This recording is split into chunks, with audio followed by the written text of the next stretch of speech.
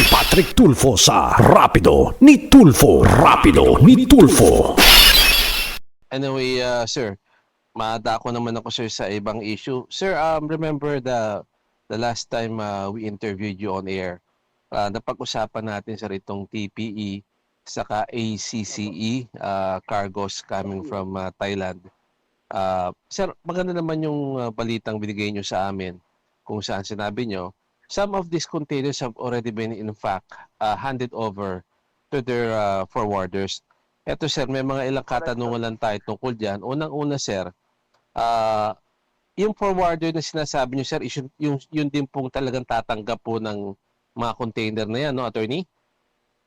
Yes po, yes po. Yung ilan po sa kanila na i-release na po namin din sa mga deconsolidator talaga nakapangalan sa kanila na. Apo. Attorney, I hope you don't mind me asking, maybe after the program, baka naman sir mabigay mo sa amin kung sino yung mga deacon yan.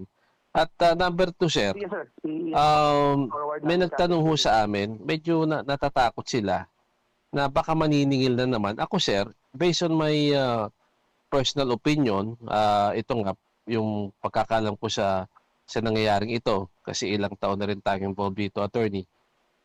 I don't think yung deacon ay may karapatang maningil. After all, sir, hindi naman ito abandonado. Tama po ba ako, attorney? Totoo po, hindi po dapat sila maningil.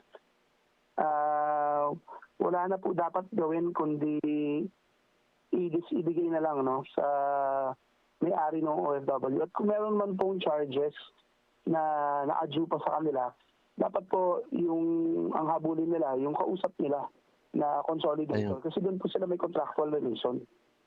Tama, tama. Okay, so attorney, mamaya po kunin namin sa inyo later on yung pong pangalan ng mga forwarders na yan para po kahit paano sir ay masagot namin yung mga nagtatanong sa amin.